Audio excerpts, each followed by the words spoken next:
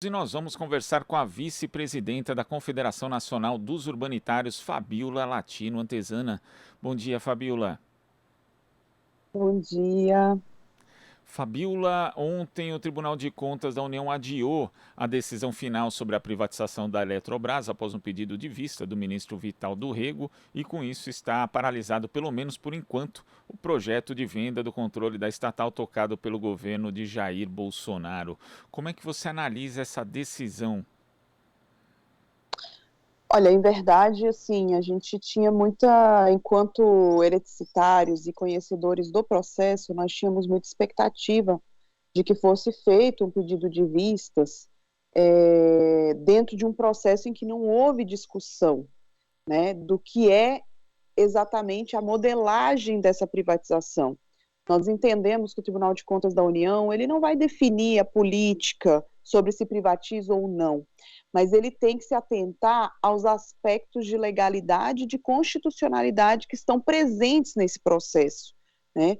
A partir do momento em que você tem um relatório da equipe técnica interna do tribunal, do Ministério Público do Tribunal de Contas, alertando para deficiências e correções de rumo na modelagem, nós esperávamos que esse pedido ele acontecesse. Agora, ainda isso não inviabiliza na prática o processo de privatização. Ele dificulta bastante, porque provavelmente, caso seja concluído o julgamento e ainda haja o leilão, ele vai ser marcado muito próximo, não só das eleições, mas também no segundo semestre, praticamente ali, o que, principalmente para os investidores do hemisfério norte, não é o período ideal. Então, existe essa possibilidade concreta dessa privatização acabar não acontecendo, Fabiola? Olha, em verdade, assim, o projeto de lei que aprovou, né, a medida provisória transformada em lei, que aprovou a privatização da Eletrobras, ela não determina um prazo para que essa privatização aconteça, né? O cronograma que o governo colocou aponta um tempo político, né, dada a conjuntura, para que a privatização acontecesse agora, né, até 13 de maio. E por que 13 de maio também? Como é uma operação incomum na qual você vai ter emissão de ações na Bolsa de Valores, né? E a Eletrobras ela é listada não apenas aqui no Brasil, mas também na Bolsa de Valores de Nova York e de Madrid, nós temos que nos adequar a todos esses calendários. Então, a data de 13 de maio faz parte de um cronograma, de um calendário posto, tendo isso como premissa, né, de que nós estamos em bolsas externas. Então, essa data ela é emblemática e muita gente perguntava por que o 13 de maio? Porque eles colocam da seguinte maneira, do fechamento do exercício, 134 dias para frente é o tempo para você conseguir fazer esse tipo de operação. Por que agora essa data foi para agosto? Porque agora vão tentar fazer a privatização com o balanço do primeiro trimestre.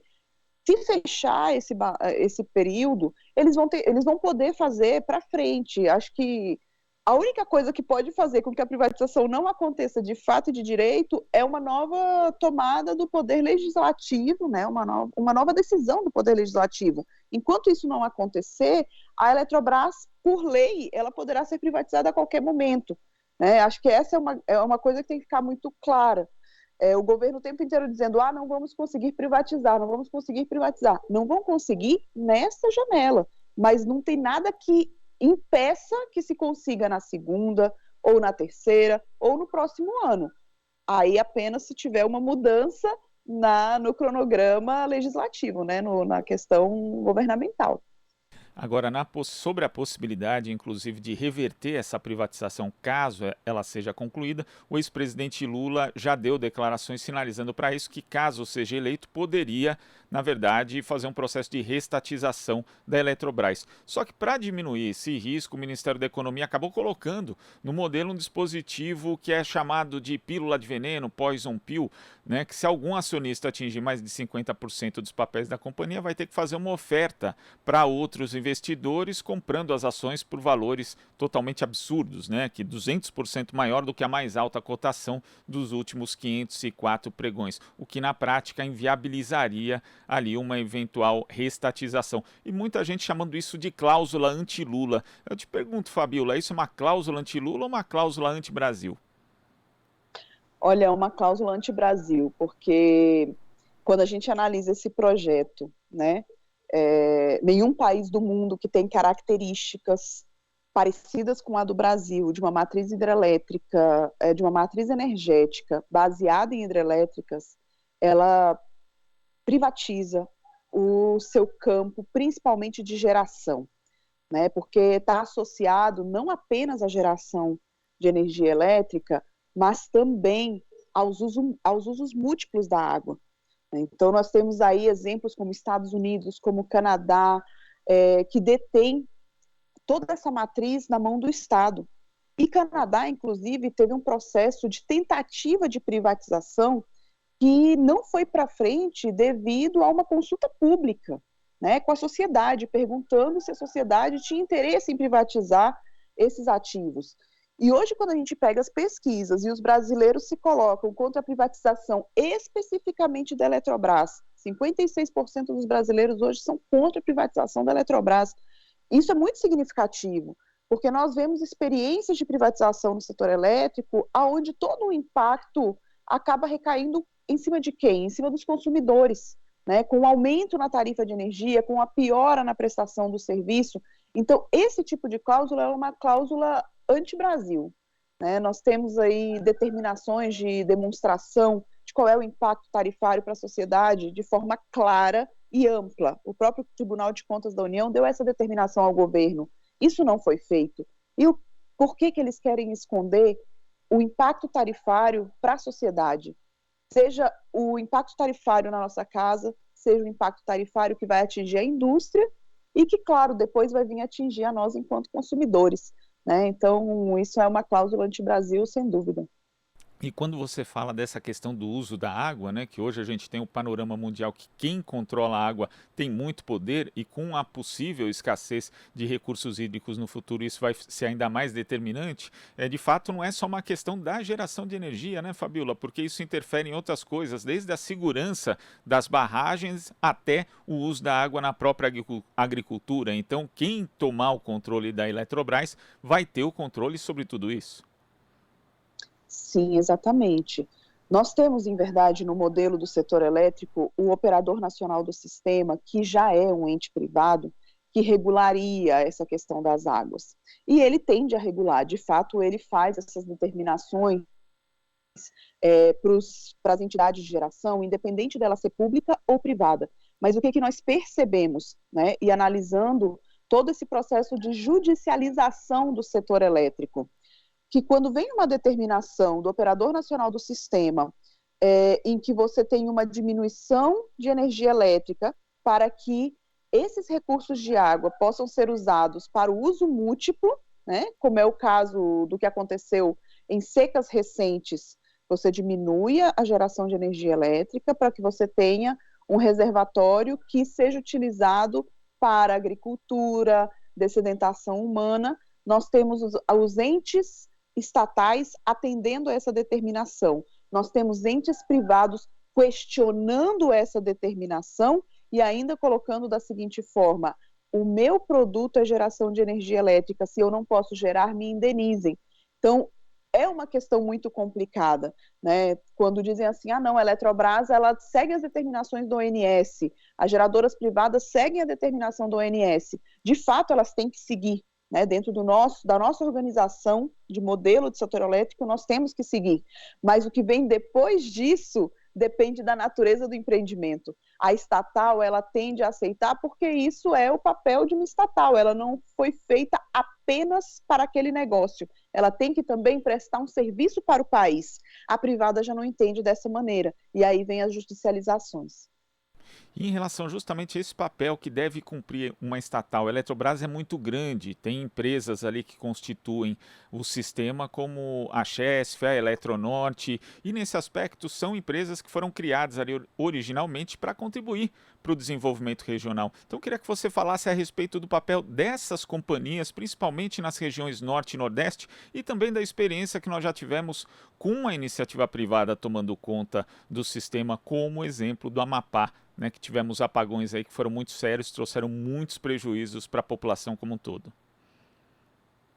Ou então, né, é até interessante essa pergunta, porque de fato a Eletrobras ela é um conglomerado de empresas. Ela não é como a Petrobras, que todo mundo conhece, e é uma holding que atua em diversos segmentos, mas como holding. Nós temos a Eletrobras, nós temos a Eletronorte, Chesf, Eletrosul, Furnas, né, grandes geradoras e transmissoras. Nós temos o CEPEL, que é o Centro de Pesquisa, a Eletronuclear, que trabalha com a energia nuclear, como o próprio nome diz, e Itaipu Binacional. Né? Hoje, dentro do nosso sistema Eletrobras, nós temos essas empresas. E, de fato, a Chesf, por exemplo, ela surgiu antes da própria Eletrobras. Né? Com que intenção? Com a intenção de desenvolver a região do Nordeste. Da mesma forma, a Eletronorte, quando surge, ela surge com a intenção de desenvolver a região do Norte. E acho que o próprio governo percebeu isso quando um ex-presidente do Conselho de Administração da Eletrobras, que veio determinado já por Temer, ainda com Temer, né, na primeira tentativa de privatização da Eletrobras, ele, quando renuncia ao cargo, ele diz, olha, a Eletrobras ela é muito mais do que uma geradora, transmissora de energia elétrica. Ela é um agente de desenvolvimento regional, de inserção regional, um banco, né? Porque esse é o papel da estatal nessas regiões. A Chesf, a Eletronorte, Furnas no início, né? Porque a região sudeste ela tende a ser mais desenvolvida. Mas essas empresas elas também prestavam um serviço social, elas prestavam um serviço atrelado à educação, saúde, segurança, a própria parte de mobilidade, né? Na região norte a gente tem, eu falo da região norte porque ainda é uma das regiões mais carentes de infraestrutura. Então a Eletronorte, em muitos momentos, na época das chuvas, ela possibilitava o acesso a determinados municípios, né? Porque se a empresa está ali atuando, ela precisava chegar. Se ela precisa chegar e o Estado não permite, a própria empresa assumia esse papel. Né? Então, esse papel de desenvolvimento regional, de inserção regional, ele é extremamente importante. E com o processo de privatização, propositadamente, a empresa já foi perdendo essa ligação com a sociedade. E de forma proposital. Para quê? Para que as pessoas não sintam a perda da Eletrobras estatal. Então, os hospitais que ficavam a cargo da Eletrobras foram repassados, né, para essa estrutura chamada EBSER, né, dos hospitais. Tivemos que ter a atuação dos ministérios públicos regionais para que digam, olha, isso não pode acontecer dessa maneira, precisamos de um momento de transição, porque quem dava a saúde naquelas localidades eram as nossas empresas do sistema Eletrobras. Né? O Amapá, o que aconteceu no Amapá, foi um caso assim, do que nós sempre colocamos da piora do serviço. Uma empresa privada, sendo detentora de uma concessão em lugares ermos, aonde você não tem, de fato, a tratativa do retorno econômico, o que eles tendem a fazer? Eles tendem a tentar explorar ao máximo aquela concessão, né? Mesmo você tendo a regulação da agência reguladora da ANEEL. No Amapá, quando houve um incidente, a empresa privada não tinha como colocar um novo equipamento em funcionamento porque ele não tinha equipamento sobressalente, coisa que uma empresa estatal tende a ter, porque sempre tem aquela questão da manutenção dos nossos empreendimentos, que nós temos que ter um equipamento para poder colocar em caso de que outro saia, né, do circuito. Uma outra questão que está atrelada a isso também é a própria questão dos quadros técnicos. Né? Quando muitos dizem assim, a luta contra a privatização da Eletrobras é uma luta corporativa. ela passa por um cunho corporativo, ela passa, mas é muito mais uma questão de soberania nacional. Em que sentido? Quando a empresa privada ela prioriza o lucro e ela tem uma alta rotatividade da sua mão de obra, nós não temos profissionais qualificados e com experiência para atender determinados procedimentos, que foi o que aconteceu no Amapá. O quadro técnico da empresa privada não teve a experiência necessária para conseguir restabelecer aquele sistema. Então, ali nós tivemos dois problemas. Nós tínhamos o problema de não ter um equipamento sobressalente, porque isso é um custo que uma empresa privada não quer assumir, e não tinham técnicos experientes, conhecedores daquele sistema, porque um técnico experiente custa mais do que ficar rodando pessoal para fazer trabalhos mais básicos, né? Então, o que aconteceu no Amapá, de fato, é uma coisa emblemática, né? E nós não temos apenas o Amapá em fim de linha, nós temos outros estados em fim de linha e, principalmente, temos que ter sempre alerta que os nossos empreendimentos, e aí eu falo os nossos enquanto sistema Eletrobras, eles são empreendimentos que datam da década de 60, aonde eles vêm sendo modernizados, mas a passos a partir da necessidade da modernização. Então, em eventual privatização em que haja uma demissão em massa das atuais empresas do sistema Eletrobras, tendo um problema no sistema, os técnicos conhecedores desse sistema não estarão mais para atuar. Teremos pessoas novas que não conhecem o sistema, porque a tecnologia muda, e para você ter um restabelecimento de energia, claro que demora mais tempo. Então, por isso que a gente sempre diz que a privatização da Eletrobras, além de aumentar a tarifa de energia para o consumidor, traz um sério risco para o abastecimento de energia do país. Sim, o Amapá é um exemplo do que pode acontecer com o Brasil e, pior, é só uma parte desses riscos, né? Fabíola, eu queria agradecer a sua participação aqui no Jornal Brasil Atual de hoje, em pleno feriado, mas é um tema muito importante e a gente vai continuar acompanhando o desenrolar desse processo em relação à Eletrobras. Muito obrigado, Fabíola. Até a próxima.